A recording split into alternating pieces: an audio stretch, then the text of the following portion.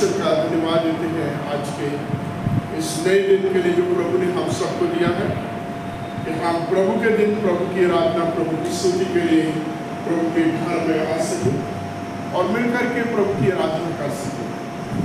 प्रभु का धन्यवाद देते हैं जो हर समय हर हालात में, कमजोरियों में, कमियों में हमारे साथ रहते हैं, हमें लिए फिरते हैं, उठाए रखते हैं और संभालते हैं।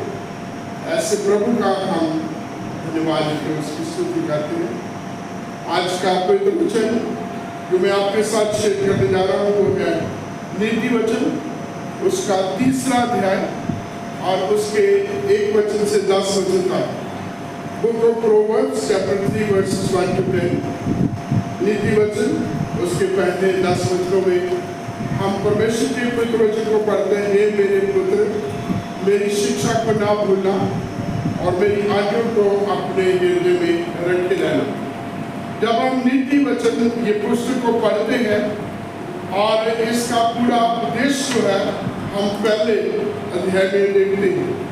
ये नीति वचन हर किसी के लिए है, जो जवान है, जो भोला है, जो सीधा है, हर किसी के लिए, हर कोई इससे जो है आशीष पाता। परमेश्वर का वचन हर किसी के लिए है और ये खास करके नीति वचन की किताब हर किसी के लिए है। और जो कुछ भी कोई भी इसे पढ़ेगा वो आशीष पाएगा, तरक्की करेगा, बढ़ता जाएगा और प्रभु के अनुग्रह में वो बना रहेगा।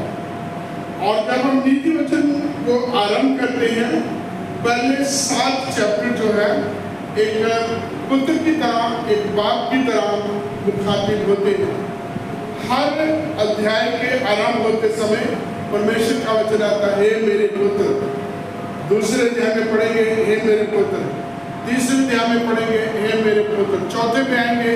तो इस प्रकार से हम 7 अध्यायों तक जब पहुंचते हैं तो परमेश्वर एक पिता की तरह, एक बाप की तरह बात करता है और उन तमाम रोजमर्रा की जिंदगी के जो चैलेंजेस हैं, उन तमाम बातों के ऊपर जिसको हर कोई फेस करता है, उसके ऊपर बात करता है। उन तमाम चीज़ों को हमारे सामने, वो किसी भी प्रकार की हो, उन तमाम चीज़ों को हमारे सामने लेके आता है कि हम परमेश्वर का वचन अपने हृदय में रखें, परमेश्वर के वचन के अनुसार हम सावधान रह सकें, परमेश्वर के वचन के अनुसार हम चल सके, बचे रह सके, तरक्की कर सके और तमाम आजमाइशों में हम स्थिर और सफल हों।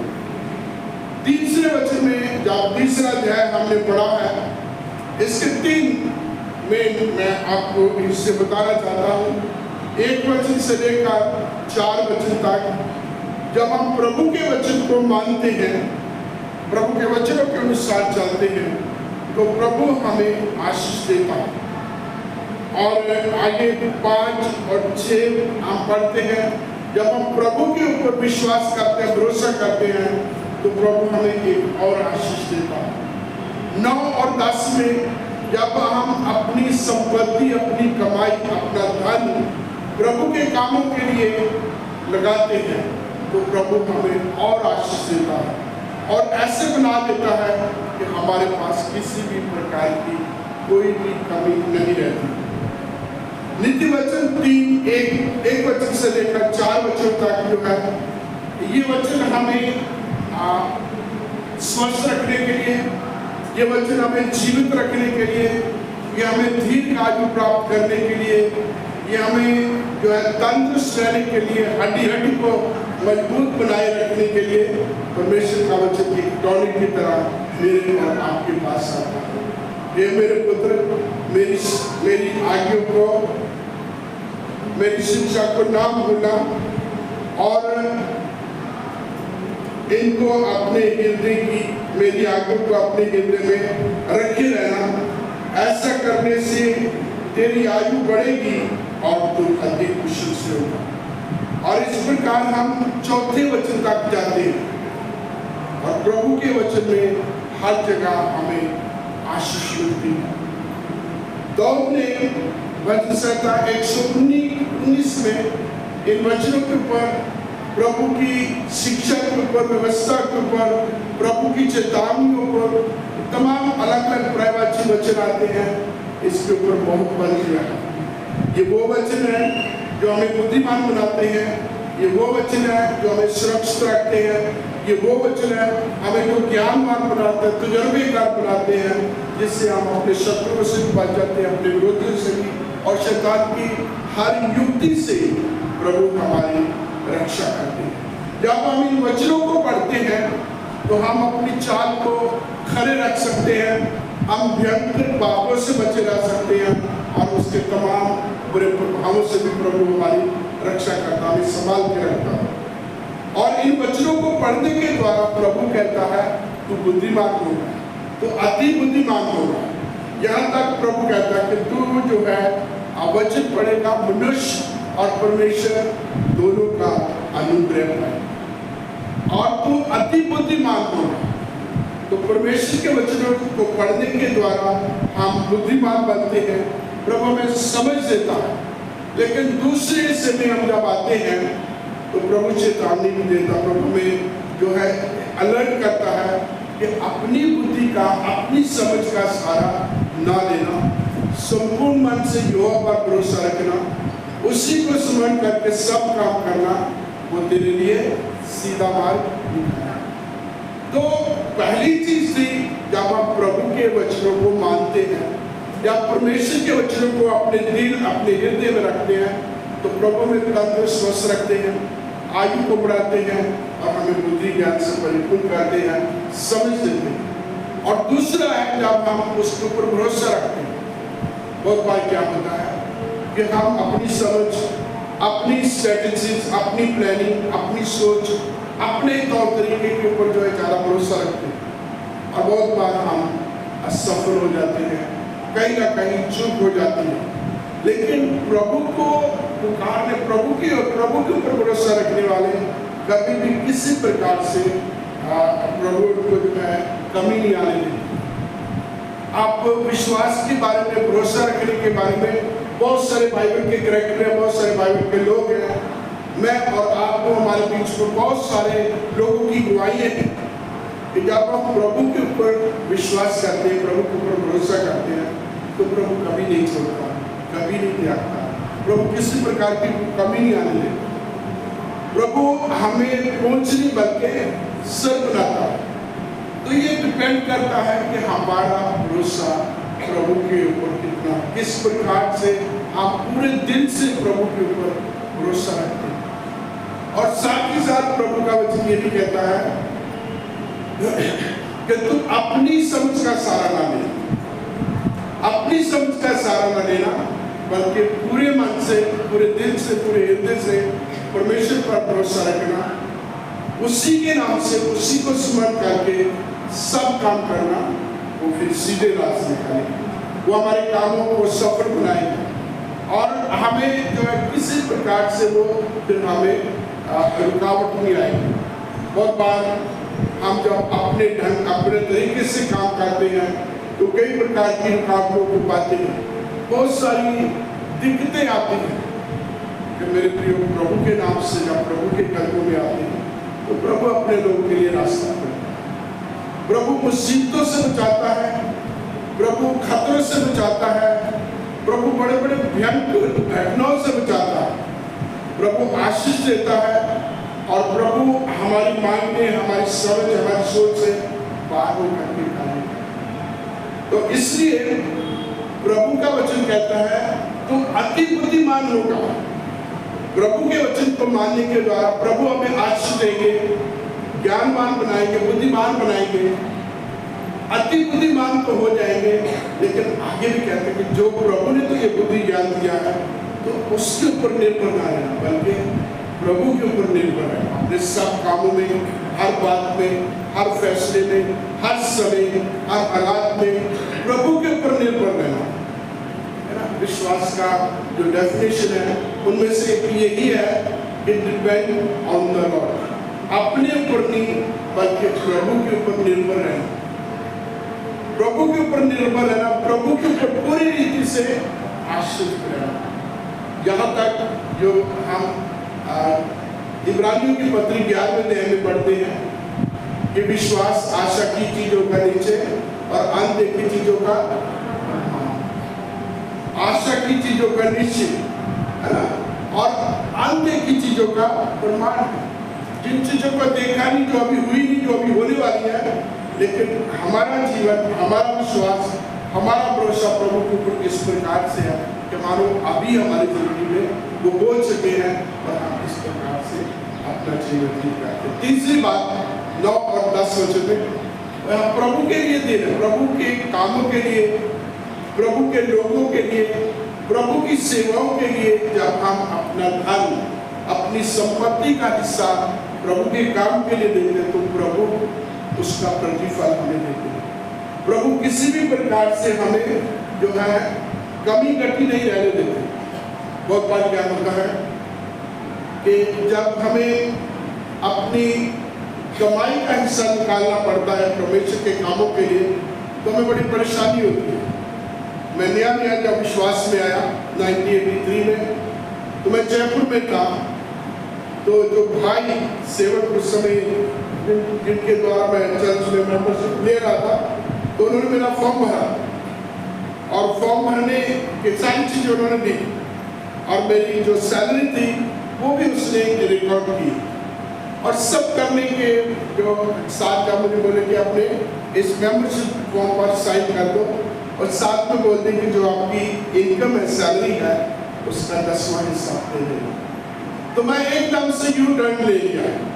मैंने बोला कि इसमें से जितना मैंने लिखा है ये सारी की सारी मुझे मिलती नहीं और मैं कई प्रकार की उसमें से हिस्से निकाल के अपनी सैलरी आधी से भी कम करके उसे बताई ताकि मुझे प्रभु के घर के लिए जो है दशमांश के रूप में कम से कम देना पड़े। और बहुत बार हमारे साथ ऐसा होता है कि हम प्रभु के कामों के लिए जब हमें देना पड़ता है तो हम कम से कम देते हैं और जगहों पर जब हमें खर्च करना होता है तो उस समय हमारी कुछ सीमा नहीं होती है। जब प्रभु के लोग हमसे प्रभु के कामों के लिए, चर्च की कुछ जरूरतों के लिए मांगते हैं तो हमारी बहुत सारी जरूरतें आ जाती हैं, कई प्रकार की तंगी आ जाती है और हम देने में थोड़ा बहुत संकोच करते हैं। और ऐसे बहुत बार हमारे साथ होता है। जब मैंने पहली बाइबल खरीदी तो दिल्ली में था उस समय 84 में, तो जो भाई मेरे पास बाइबल लेके आए तो उन्होंने मुझे बाइबल दी। तो मैं एक्सपेक्ट कर रहा था कि ये मुझे फ्री में देगा, तो मैंने पूछा कि इसका कुछ मुझे देना है। कहते हाँ आप दे सकते हैं। मैं कि कितना देना होगा? कहते आप 200 रुपया दे सकते हैं, 100 रुपया दे सकते हैं, 50 रुपया दे सकते हैं। बच्चों पर भी सुनता रहा तो उनके मुँह से निकल 10 रुपये भी दे सकते हैं। तो मैं जल्दी से 10 रुपये निकाले और उनको दे दिए। तो हमारा मोस्टली ऐसा हमारे सोच में होता है कि जो हम कम से कम देने की कोशिश करते हैं, लेकिन प्रभु का वचन कहता है जब हम प्रभु का हिस्सा प्रभु को प्रभु के वचन के अनुसार देते हैं तो प्रभु किसी प्रकार की कोई कमी नहीं आने देती। मैंने दिल्ली में रहते हुए मेरे पास्टर से सीखा है कि जो प्रभु का हिस्सा है वो पहले निकाल के रखना और उसकी तरफ हमें दोबारा देखना भी नहीं। मैंने उनके जीवन में देखा है कि जब ऑफरिंग आती है, हमारी ऑफरिंग तो हमारे ऑप्शंस होते हैं, ये कलेक्ट करके हमें देते हैं।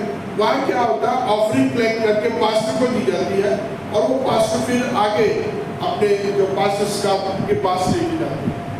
तो कई बार मैंने उनको देखा, उनके पास खुले पैसे नहीं होते थे,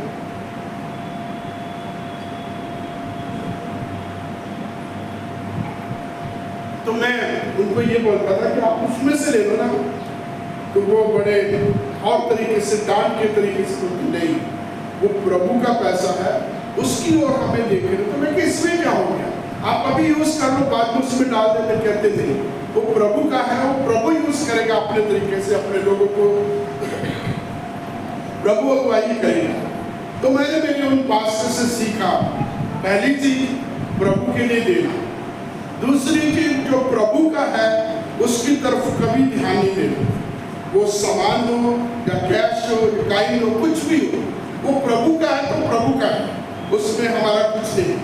और इस प्रकार से मेरे प्रिय हम जब करते हैं जब आप प्रभु की चीजों के लिए, प्रभु के पैसे के लिए, प्रभु की तमाम अखराजात के लिए यदि हम विश्वास योग्य हैं, तो प्रभु भी फिर विश्वास योग्य है। वो अपनी प्रतिज्ञा, अपने वादों को, अपने वचनों को हमारी जिंदगी में पूरा करता है। वो हमें आशीष देता है। यहाँ 9 और 10 वचन में लिखा है,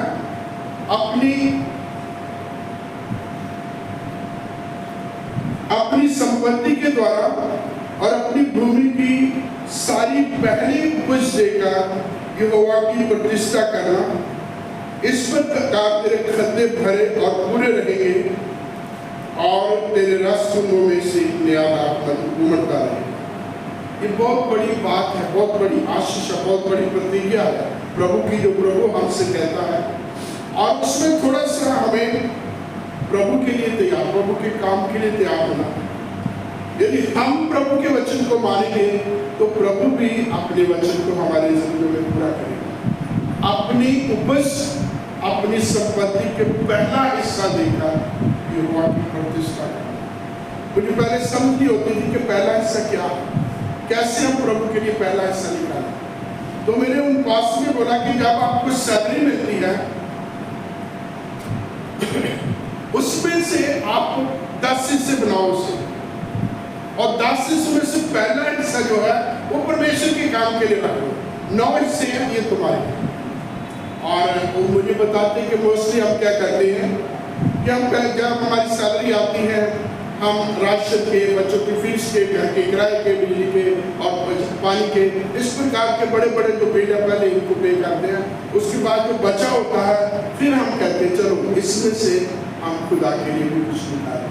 लेकिन प्रभु का वचन कहता है अपनी कमाई का, अपनी उपज का पहला हिस्सा परमेश्वर के काम के लिए निकालें। और इस प्रकार से लिखा, तेरे खद्दे भरे और पूरे रहेंगे और तेरे राष्ट्रों में से नया दाखमधु उमड़ता है। और ये मेरा अपना व्यक्तिगत तजुर्बा है।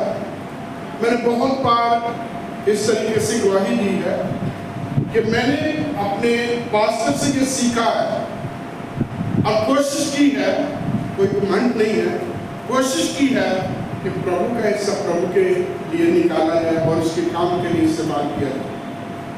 और प्रभु ने कभी भी कमी नहीं आई, प्रभु ने कभी भी कमी नहीं आई। मैं हरियाणा में था तो जब हमारी पास्टर फेलोशिप होती थी, कुछ निकालना होता था, देना होता था कॉमन कॉज के लिए, तो मेरा सबसे ज़्यादा होता था।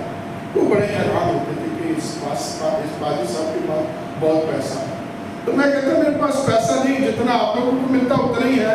मेरे पास ये कि एक सिस्टम है जो मेरे पास्टर से मैंने सीखा, और मैं प्रभु का पैसा प्रभु के काम के लिए निकाल के रखता हूँ, और जब जरूरत पड़ती है मैं उसमें से निकाल के रखता हूँ। मेरे पास रेडी होता है।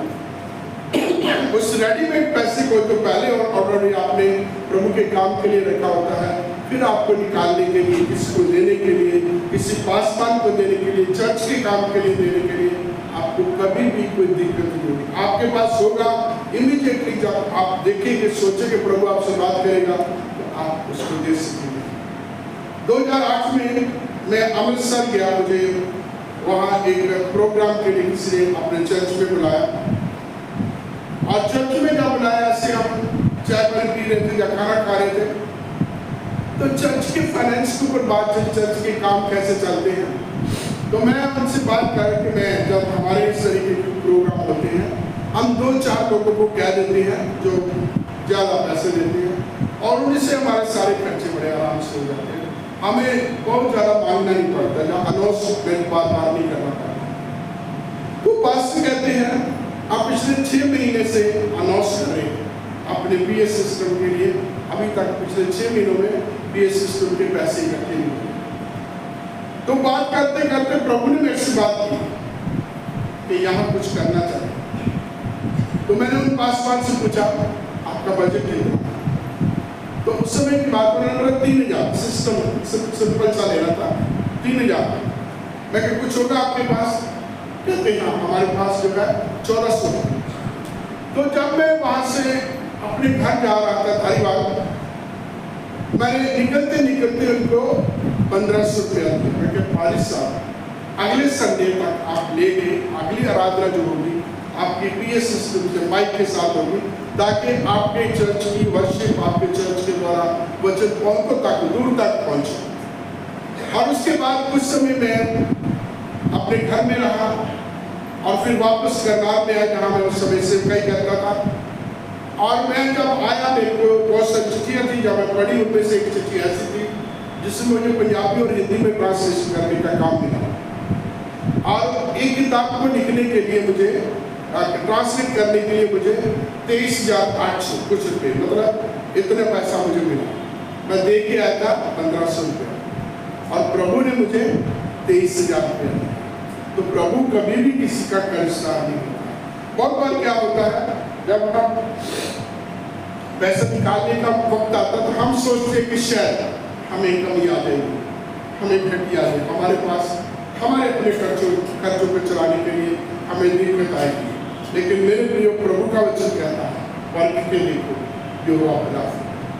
इस प्रकार से परख के देखो, मलाकी 3:10 ने कहा, सारे दशमांश परमेश्वर के घर में लेके आओ और इस प्रकार मुझे परख के देखो कि मैं स्वर्ग के हीरों के खोलकर तुम्हें अपरंपार आशीषों से परिपूर्ण करता हूँ या नहीं। मैं ये बताना नहीं चाहता, लेकिन आप लोगों को आइडिया होता है कि पास वालों के पास कोई बहुत बड़ी सैलरी नहीं होती। अक्सर हम ये कहते हैं कि एक गवर्नमेंट का डिपार्टमेंट में जो चपरासी है वो एक पासवान से ज़्यादा लेता है, ज़्यादा उसकी इनकम होती है। लेकिन यदि हमने सीख लिया है प्रभु का हिस्सा प्रभु को देना, तो प्रभु आपको बड़े से बड़े ऑफिसर से भी अच्छे तरीके से आपके लिए नए नए ढंग से आशीष आएगी, नए नए रसगुल्ले को लेंगे प्रभु, नए प्रकार की आशीष देंगे जहाँ आपने सोचा भी नहीं होगा, वहाँ से भी प्रभु आपको आशीष देंगे। तो प्रभु हम सबकी सहायता करें, अपना अनुग्रह बनाए रखें। नंबर 1, हम प्रभु के वचन को अपने दिल में रखें, प्रभु के वचन के अनुसार चलें, प्रभु हमें आशीष देगा। प्रभु के ऊपर भरोसा रखें तो प्रभु हमारे लिए बंद रास्तों को खोलेगा। प्रभु के कामों के लिए हम अपने आप को, अपना धन, अपनी संपत्ति इस्तेमाल करें, प्रभु को दें, तो प्रभु हमारे लिए नए नए रास्ते में खोलेंगे, नए नए आशीष